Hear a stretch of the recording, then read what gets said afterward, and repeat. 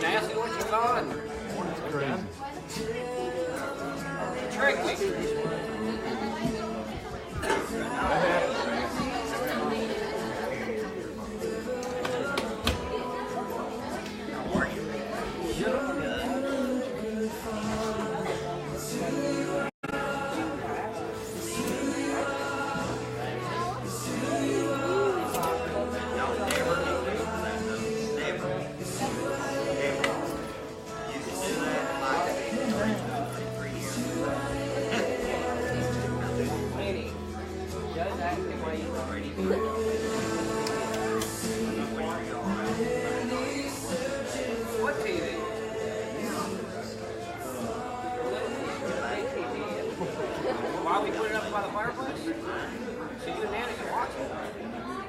Good morning, Restoration. Morning. Good morning. Oh, what an awesome looking crowd today. Amen. Amen. Are you glad to be here in the house of the Lord this morning? Amen. I know I'm more than glad. Yes. Seems like the week just don't go back quick enough to get back into the house. Amen. So we want to welcome our visitors this morning. If you hear this for the first time, you are a visitor. But after the first time, you're family. Amen. So we want you to get in, let God use you this morning in your worship and in your praise. Amen. Take everything that you've done over the week, whatever's on your mind that is not of God. Go ahead and shake it off. Put it at his feet. Because the Bible says that he cares. And you can cast all of your cares upon him. Amen. So that's what we're here for, is to lift him up and give him the praise. If you would, let's stand to our feet this morning.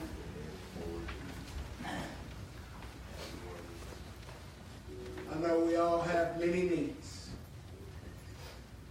And this is what we're here for. Is to give our prayers to the Lord. Because there's things that we have to realize we cannot fix. We can't change it. That's right. But we have a God that can. Amen. Because the Bible tells us that he has all power. And he's got control of everything that's going on. Father, we thank you this morning. God, that you are our bread of life. Father, we thank you this morning that you came down from heaven. You took our sins. You died upon the cross so that we may live. Father, we thank you this morning for every boy, every girl, every man, every woman that's in this place this morning. Yes, God. Lord, we ask that you would just pour out your spirit upon each and every one this morning.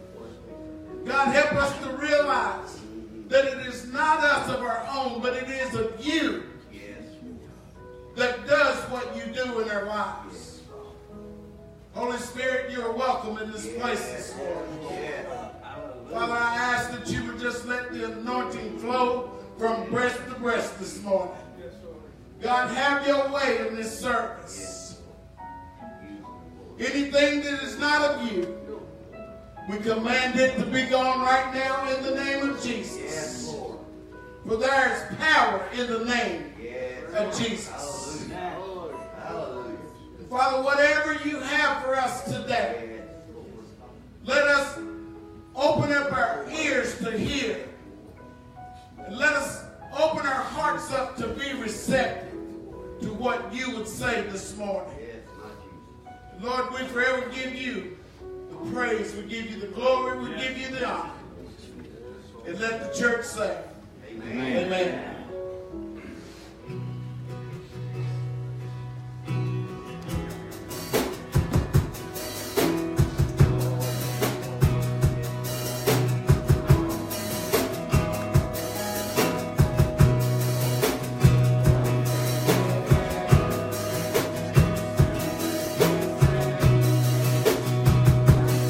when sin was as black as could be. Jesus came forth to be born of a virgin, dwelt among men, my example is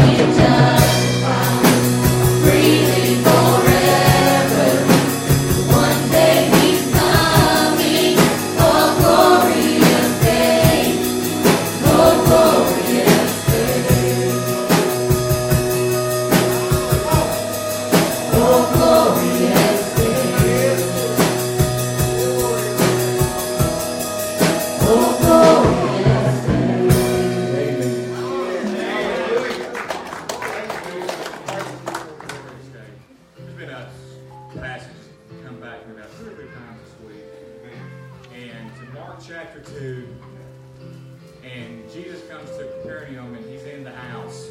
He's in the house. In the house. The house is so full, nobody can even fit in the door. Come on. It's so full. There's 4 men that bring their paralyzed friend. Yes. And they say, he's got to see Jesus. Come on. He's got to see Jesus. So they go so far to break open the roof. Yes. Man. And lift him down. And when Jesus seen their faith, he said, let your sins be forgiven. Amen. And the Pharisees started to say, who is this that's forgiving people their sins? And he knew what they were thinking. And he said, what is easier, forgiving for his sins or healing? Come on. And you know, that showed me something. We all have ailments. We all have things that we deal with. But he cares the most about the condition of our heart. And that's a beautiful thing. Yes, it is. Bless the Lord.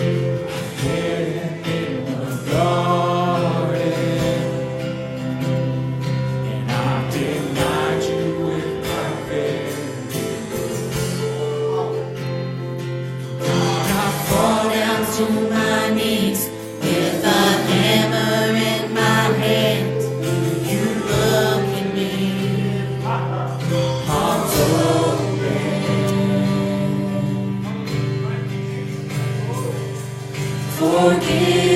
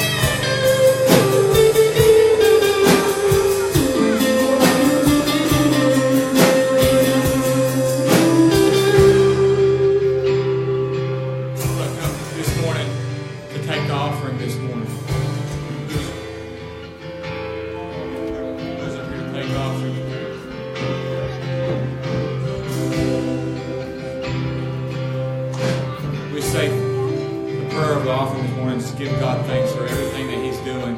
His kingdom is building and it's rising, and an army is building up. It's a beautiful thing.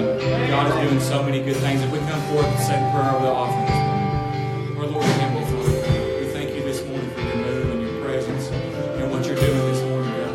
And for the faithful ones, God, just pour out a blessing on them, God, that they won't even be able to understand.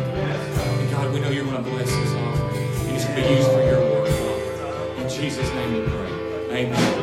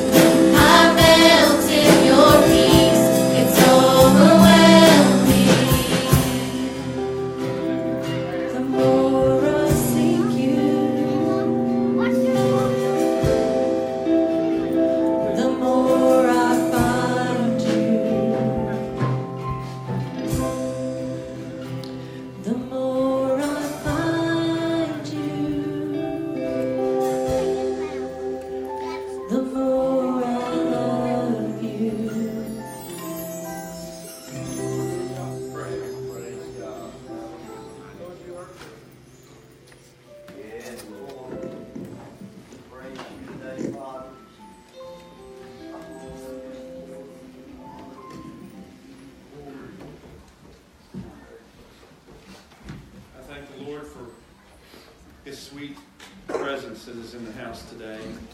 I'm so glad to see each and every one of you that are here. And sometimes I just have to cry. I think about the honor that we have. You know, God's not sitting on the throne this morning saying, "Gabriel, give me a pen. Man, this is Ronnie Smith's God. I need to take notes." Come on. The only thing that God gets out of this service today is the praise and worship and the honor that we give Him, that only He deserves. Amen. And I hope that you just gave Him some honor this morning because He deserves it. And I always tell you, you say, "Well, Pastor, I don't feel worthy to praise God. I've done this, I've done that, I've been there." Just remember, it's not about you being worthy. It's about Him being worthy. Amen. And every knee shall bow and every tongue confess that Jesus Christ is the Son of God. The first Sunday of every month, it's always Family Sunday, so our kids are in with us today. I'm glad to have you kids. You're doing a great job. I'm proud of you. And the other Sundays, you get to go to be in children's church and have a great time. But we want you to be in the presence of the Lord and worship the Lord with your family. And plus, it gives our workers a little bit of a break so everybody can be in here and worship God together. Amen. Appreciate you being here. The first Sunday of every month is always Communion Sunday. We're going to have communion here in just a few minutes. But I want to preach to you for just a few minutes out of the 53rd chapter of Isaiah. I want you to please give me your undivided attention this morning. No moving around. Kids, pay attention. Amen. Put your phones away. I was talking to Mark Barnes about this last night. I mean, during my years of being a minister, I've seen people clipping their fingernails during my sermon. people. I'm just glad they didn't cut their toenails. Amen. That would have been really weird. I've seen them balancing their checkbook, have a calculator out balancing their checkbook when I'm trying to preach. And I'm being dead serious with you. I don't know if they were getting ready to give a big offering or what it was. I've seen people, I've seen couples break out in an argument right in the middle of church. They came in the door holding hands and everything was great, and division came right in the middle, and there went this, and there went that, and there went that. It's crazy. I've seen some of you kids get in trouble right in the middle of the church. Amen. My mom, she'd always pinch me. People thought the spirit fell on me when I was growing up. It wasn't the spirit, that's Mom. She'd just reach over there and take a big hunk out of my leg, and I'd be like, woo! But it wasn't the Lord, amen? And we have so many things that distract us. But we're going to talk about the greatest story of all today. And when we take communion, we don't do it for any other reason but to give in remembrance of who He is and what He's done for us. Amen. Isaiah chapter 53, written several hundred years before Christ came. That blows me away. This wasn't written and then the next day He came. We're talking about several hundred years of time. In verse number 1 of chapter 53, I'm reading from New King James Version. Who has believed our report? And to whom has the arm of the Lord been revealed? For he shall grow up before him as a tender plant, and as a root out of dry ground. He has no form of comeliness, and when we see him, there is no beauty that we should desire him. He is despised and rejected by men, a man of sorrows and acquainted with grief. And we hid, as it were, our faces from him. He was despised, and we did not esteem him. Surely he hath borne our griefs and carried our sorrows. Yet we esteem him stricken, smitten by God, and afflicted. But he was wounded for our transgressions. He was bruised for our iniquities. The chastisement for our peace. Everybody say peace. Peace. The chastisement for our peace was upon him. And by his stripes we are healed. Hallelujah. Hallelujah. All we like sheep have gone astray. We have turned every one to his own way. And the Lord hath laid on him the iniquity of us all. He was oppressed and he was afflicted. Yet he opened not his mouth. Lord, I feel the Holy Spirit in the house today. He was led as a lamb to the slaughter, and as a sheep before its shears in silence. So he opened not his mouth. Can somebody say amen to God's word? Amen. You may be seated today. I feel a holy hush of the Lord in the house today. I feel like we as preachers get so caught up in trying to look dignified and trying to sound sanctified and trying to get so theological about everything, and we take the simplicity of why we're here today and we take it for granted. Mary was a virgin. She was conceived of the Holy Spirit. Yes. She was espoused to Joseph. They knew not each other. The Holy Spirit appeared through the angel and said, you're going to conceive and bear forth a son and call his name Emmanuel. Call his name Jesus. Amen. The prophet prophesied long ago that he would be called Emmanuel, the Counselor, the Prince of Peace, the Mighty God, the Everlasting Father, full of grace and truth. The angel appeared to Joseph also, and months later, here comes Jesus, born into this world.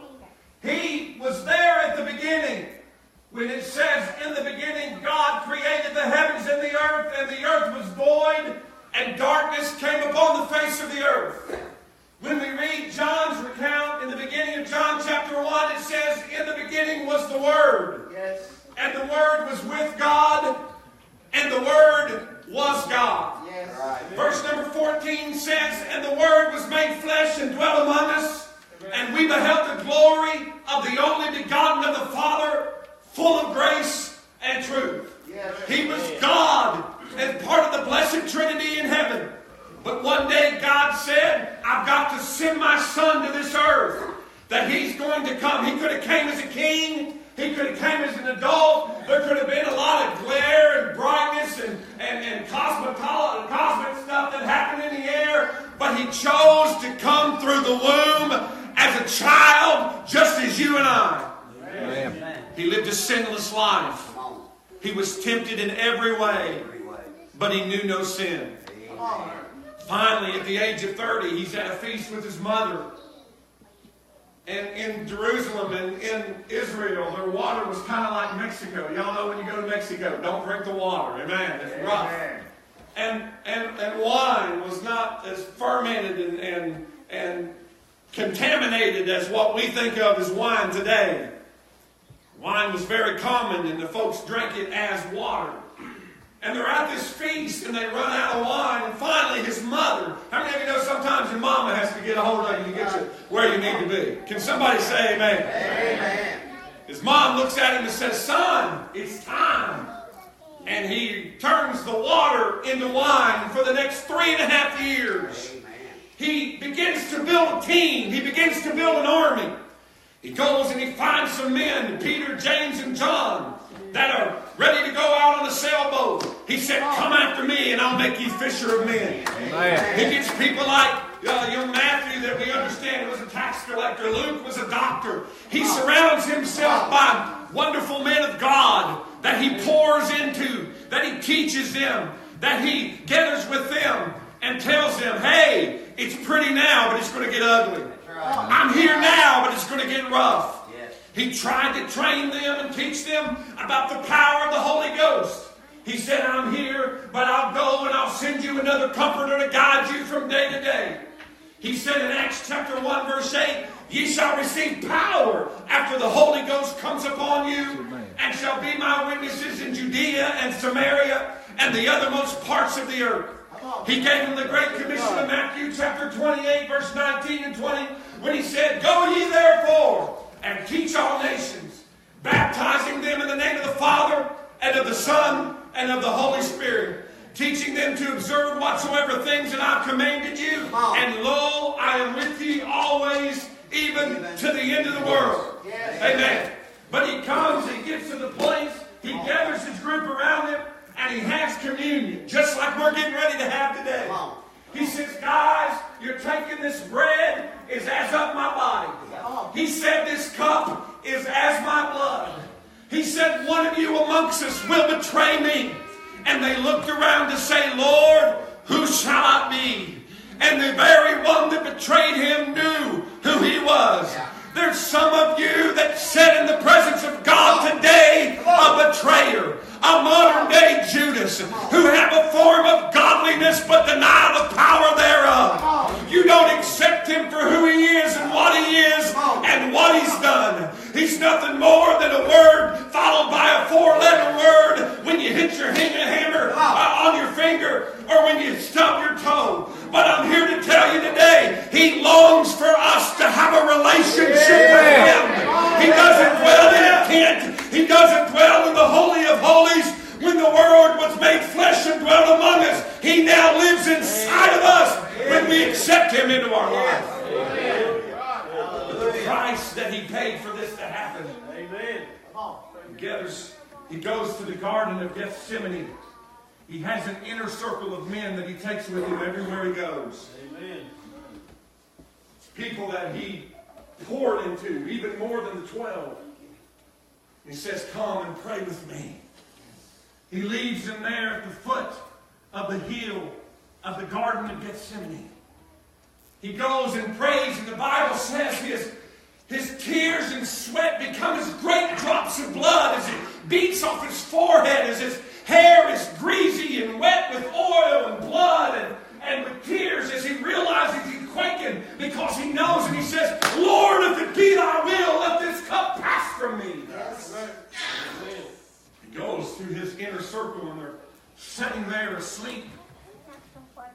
And he said, guys, wake up! Do you not realize what's going on? Do you not realize what's going on? My God, the church is asleep today when we're at the pinnacle of the most important time that we've ever been. And God is saying to people, wake up from your sleep.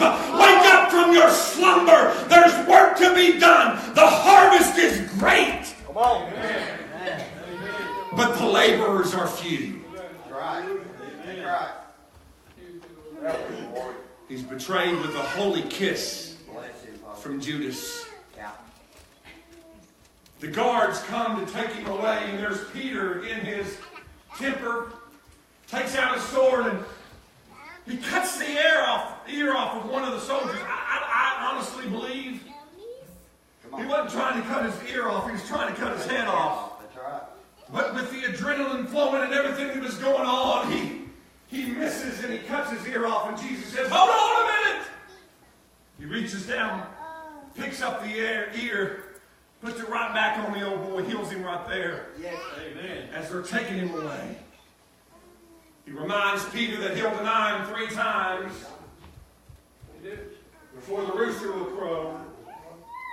And we give him such a hard time, but how many times have you denied him? Oh, come on. Come on. Good.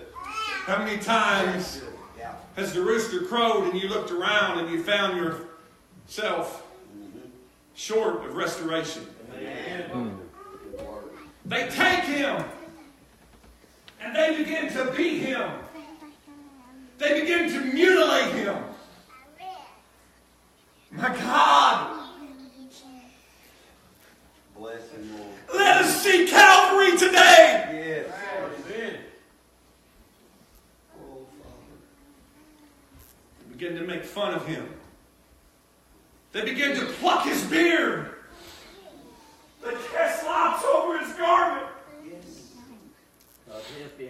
They take the cat of 9 tails, which is the basis of Isaiah chapter 53. When it said, he'll be wounded for our transgressions. He'll be bruised for our iniquity. The chastisement of our peace is upon him, and by his stripes we are healed. The cat of 9 tails is a unique instrument. It's not a whip. But they took little pieces of bone and fragments of glass, and they tied it around leather. And when they would take it and they would put it into the back of Jesus, it would stick into his skin. And they would have to pull it out and rip it as his flesh was torn and mangled. We got people not in the house today because they got an ingrown toenail. Come on.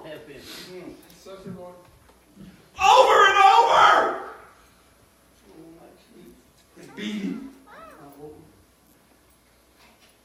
All over his body. But he spoke not a word.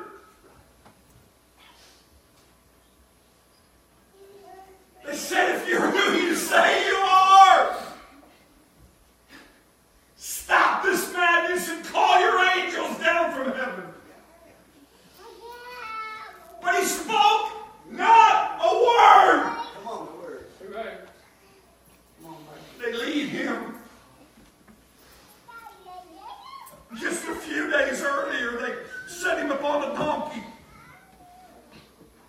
And they sang, Hosanna, Hosanna.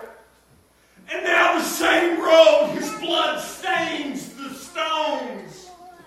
As the people begin to cry, crucify him! Kill him! And the hate of religion and religious people wasn't the Romans that crucified Jesus. It was the Pharisees and Sadducees and the priests. The very ones that prophesied that he would come. His children were the ones yelling, crucify him. What happens to us parents if we don't raise our children to know who he is? If we don't raise them in the house of God, they'll be the generation that takes your pastors out and persecutes them when we get to the end of this thing. Yes. My God, my God, my God. They set the crown of thorns upon his head and mock him, give him a scepter to mock him as a king. And as he goes down to Via Dolorosa, he makes his way to the hill called Golgotha. Oh God, take us there this morning. Oh God, let us sing it this morning.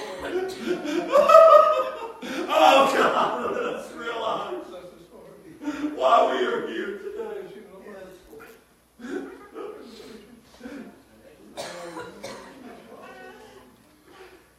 While he's going, a man helps him carry the cross.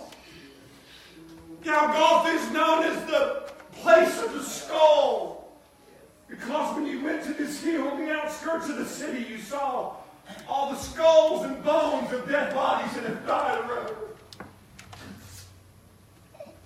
And as he hears the crowd, his disciples are scattered.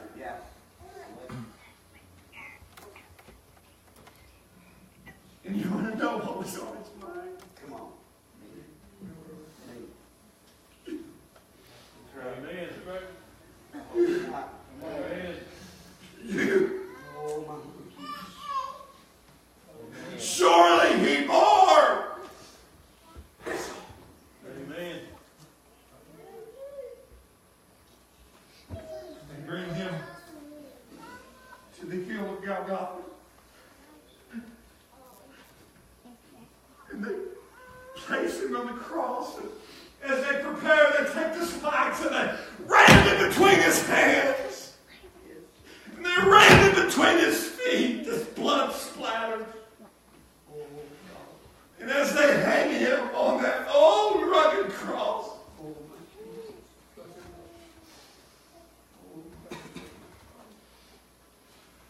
he's thinking of you.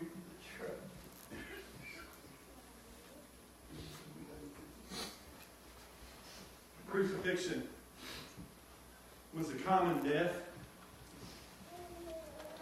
He hangs between two thieves. What happens? What kills you on the cross is your lungs cannot expand because it's stuck to the cross. And each breath becomes harder and harder to take. The others could take their feet because they were just twined and could lift their heels to pull their body away from the cross. And every time Jesus did,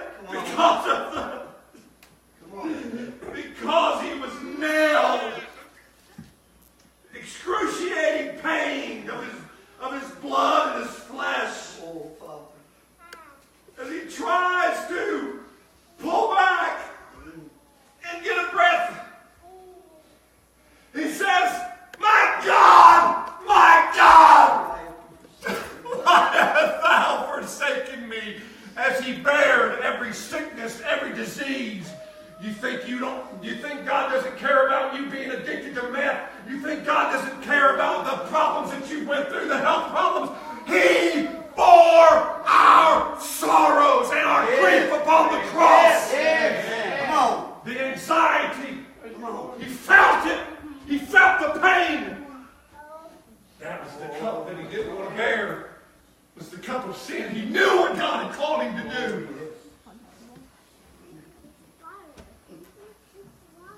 God, take us there today.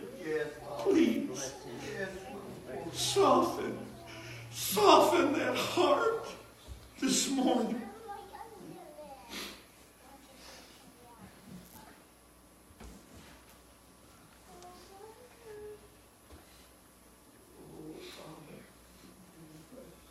speaks to his mother and his brother.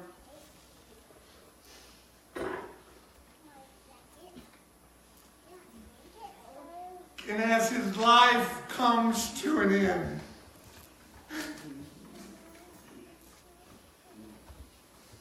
the last thing that he did alive was say, Father, forgive them,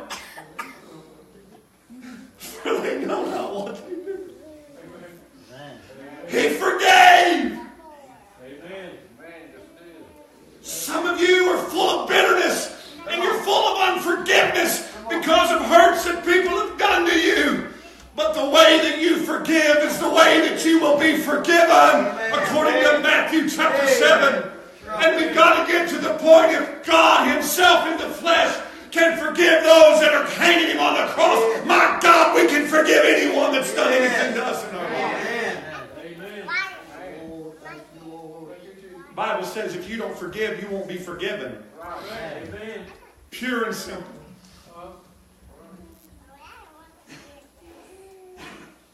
And he says, Father, into thy hands I commend my spirit. And he says, it is finished. I'm here to tell somebody today, it is finished. It's time to quit running. It's time to quit waiting. It's time to quit looking for somebody to smack you upside the head and tell you what you need to do. It is finished.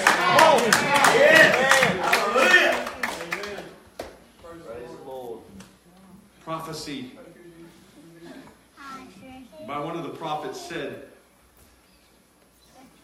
that no bone would be broken in his body. The custom was they would take this big mallet, and at the end of the crucifixion, when they got tired of being there, they would simply take that mallet and they would swing it and they would break their legs into from the kneecaps so that they could no longer lift themselves off the cross. They couldn't pull any way. They couldn't get away to get in the air.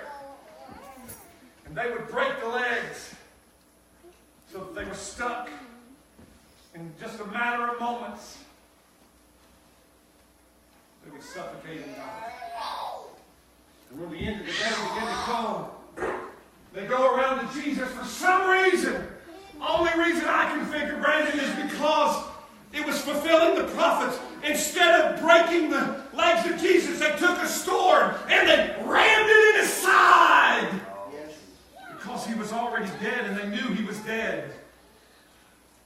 The Bible says that water gushed out from him.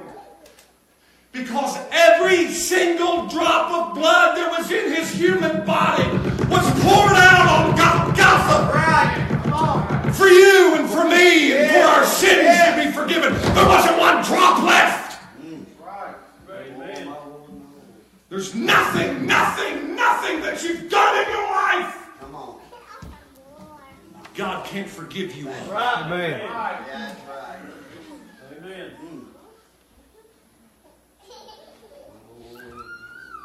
He tells them in communion just a few short hours before. When you eat this bread, it represents my body.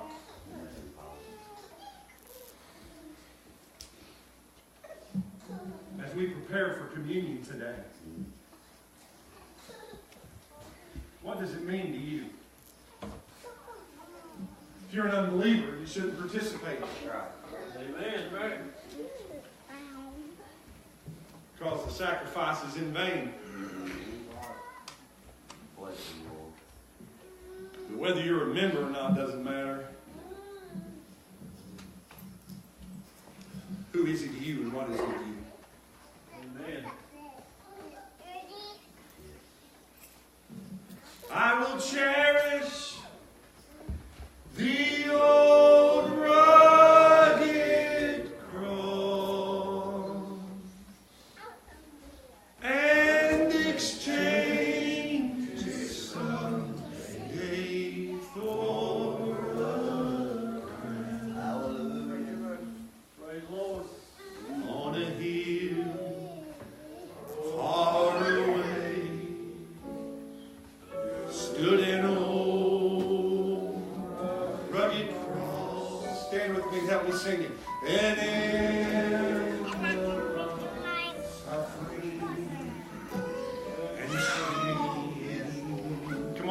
you singing.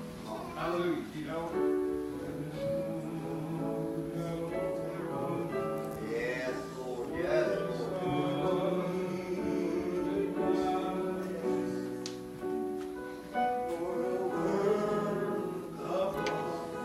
Sinner was slain.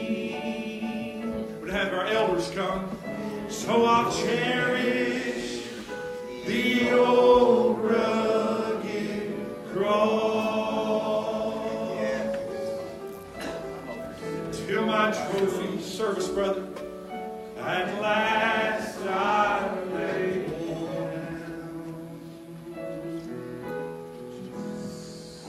I will cling to the old rugged cross and exchange it someday for. There's some of you that need to make things right with God. You need to repent of your sins. This altar is open right now. I ask you to just take a step out of your seat and come to this altar. We will pray with you and help lead you to the Lord. Today is the day. It is finished. These altars are open, and if any time you feel led to come and pray, step out of your seat. I'm not going to come and get you. I'm not going to beg you if you don't love Him enough. If you don't love Him enough to step out. Some of you need to repent. Some of you need to be restored in your life because you backslid on